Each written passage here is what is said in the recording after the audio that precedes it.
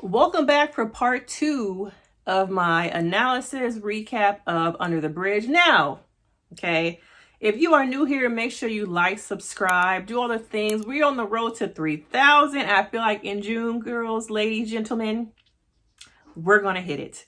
But I need you guys to help me out. Now, looking at these last couple episodes, I believe this is 5 through 8. So it's going to be a large recap, a large analysis of some of these characters. Now, when I was first watching the episodes, I'm always a little bit interested to see how much of this stuff is true, how much of it is, added for just drama and in the fact that it's a TV show. And so a lot of it, I started to do my own research. And so I looked at the main two people who created this show, or were trying to create it, the author and the other person. So the author, I don't know if you guys are aware, but she actually passed away from stage 4 cancer.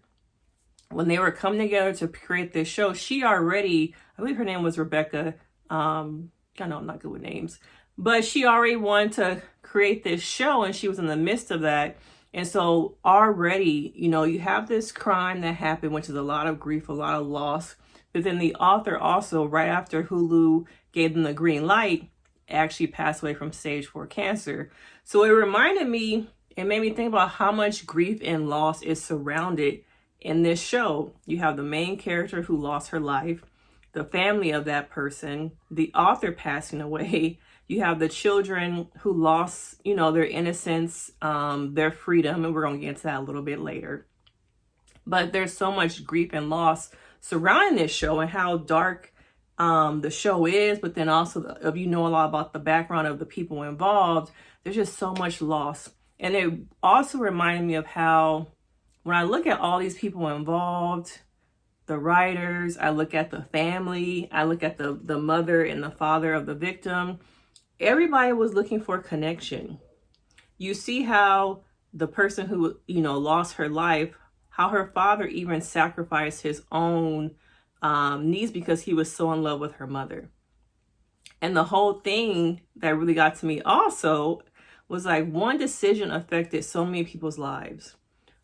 When they went to Canada to start all over, have a life, the American dream, unfortunately, people involved in that American dream really stole a lot from them.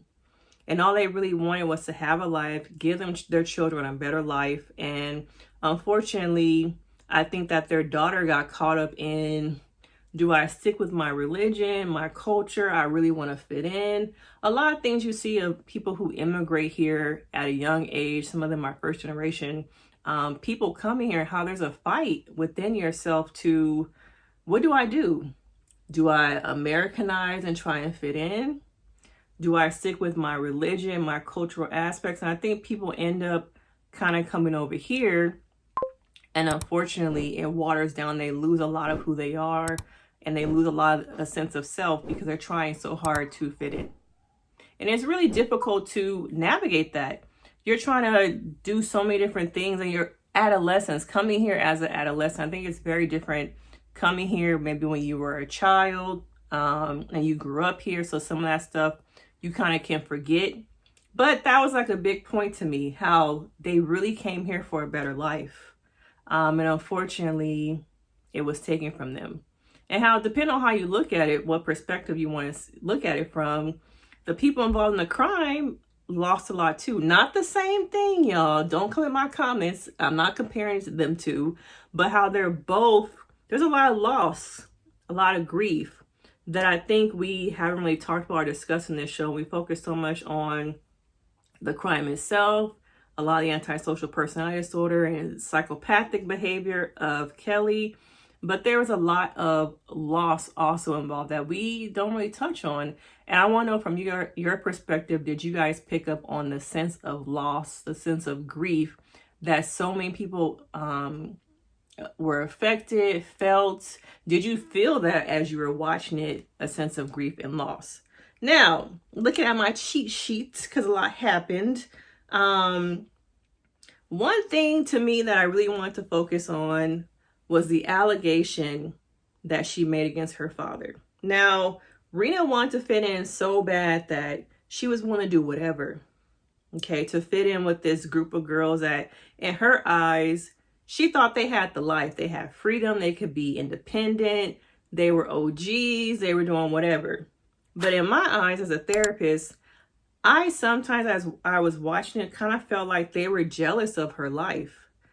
I don't know about Kelly, but maybe Dusty and the blonde girl, I forgot her name. Was it Josephine? Y'all know I'm not good at names.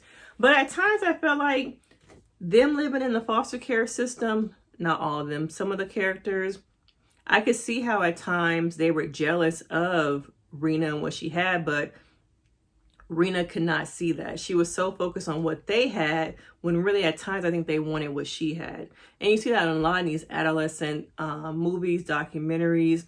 A lot of it's a lot of jealousy, but deeper than that, I think each of them wanted to switch lives. They each wanted what the other person had, but they were so caught up in the aesthetics of both of these perspectives that was lost. And how a lot of people are looking for something to grasp onto nowadays. And I think back then too, you're seeing a lot more of these like 90s nostalgia things. People are obsessed with the 90s. But when she made the allegation against her father, as a therapist, I feel like the social workers failed her. They failed her family. They made the system look terrible. All it took for her was to make this allegation against her father, and they removed her. What happened to the investigation? What happened to any of that? It was just like, okay, well, apparently you're doing these things to your daughter, so we're going to take her. Okay? And now she goes to live in this foster home, and I was wondering if this was really true, and so I looked into it a little bit further, and it is true. She did make these allegations. She was removed. She actually went to go live in this foster home for a little bit of time, realized she wasn't really feeling it, and decided to go back home a couple months before she unfortunately, lost her life. And so it just shows how she was just so enthralled in doing whatever she could to be somebody else. And a lot of people nowadays are doing the same thing on social media. They're doing the most to have a different type of life.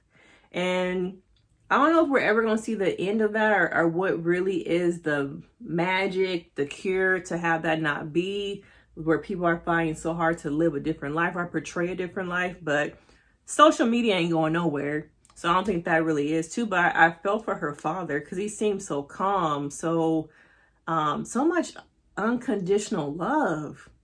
Like, that man represented so many different things about what I think a lot of people would love to have in a father, and she pushed that away. And I think she just had her own demons that she wasn't able to come to, to figure out because of that town, because of that community. But that was very interesting that was actually true. Okay, that was true. Now, okay, what pissed me off, let's get to it. What started to piss me off was Rebecca. Okay, I feel like at times, because of the trauma she had with her brother, she projected that need to fix, that need to make amends with herself. And instead of working on and healing herself, she had this energy towards Warren. Okay, now Warren became what she was trying to fix. And because of that irritated me, because I felt like, was that really necessary to cast her in that way? It was just like, come on, girl, what side you gonna choose? Are you gonna choose to write this book and, have this relationship with, I believe her name is Cam? Or are you gonna choose Warren and try and make him the little project because you feel so guilty about your brother? Okay, I think she lost. She got too involved in the story, too connected to these kids. And I guess it was for TV because that really didn't happen. So that was kind of annoying to me. The relationship got annoying to me. I wish we had more about the court case, and how when I did my further research, I found out that she actually had Reena actually had a burn mark on her forehead. And to me, that was related to possibly a hate crime due to religious and cultural things connected to Indian culture. And they didn't really talk about that in the episodes. And I wonder why they left that out, such a huge cultural component and how the kids were not charged with a hate crime. Okay? Why? Okay? Why? Okay? And now let's talk about the aftermath. Okay? I did my little research. Okay? And it's very interesting because I believe Warren got either 7 years or 11 years, and he got out and disappeared. Okay? Okay. He got out and disappeared, but Kelly it's interesting because she got a life sentence with day parole. Do y'all know what day parole is?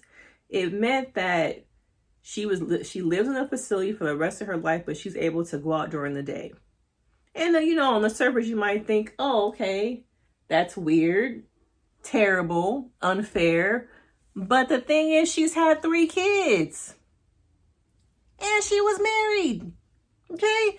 Now, this little girl who was, according to the episodes, oh, I'm just a kid. How could I do this? She was able to still continue to live her life. How do you get life in prison, jail, rehabilitation center, but you get to go out for the daytime? You have 2 kids, and I think she ended up getting married and they were together, but he ended up leaving her, okay, with them kids, and she continues to struggle and try and provide for her children and blah, blah, blah. I don't care about that because you took somebody else's life, but you still got to have a life.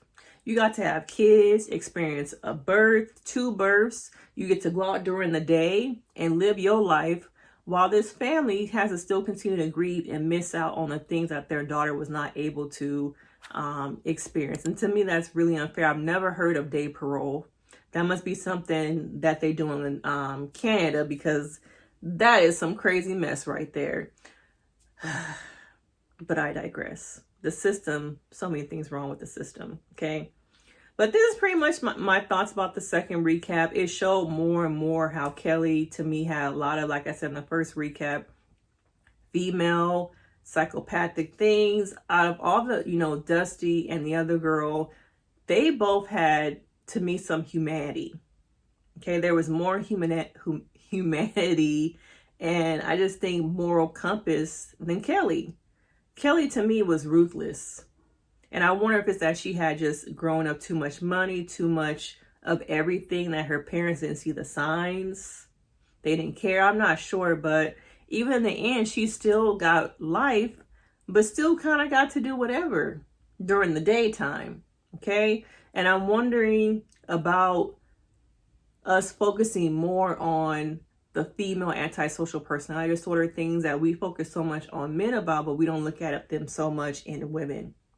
Okay, and how I hope to see more of deeper things related to those things that's just not on the ID channel, y'all, and other things like that. But what do you guys think of these last couple episodes? It was a lot of filler drama for the TV purpose.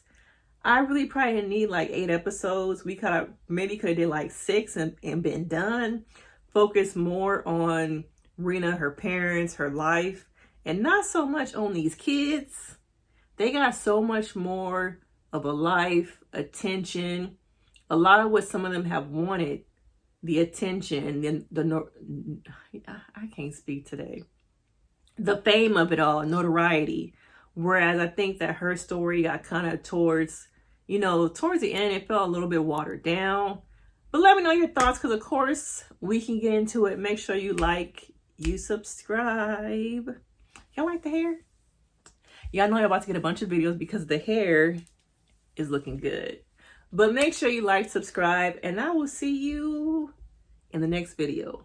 Bye.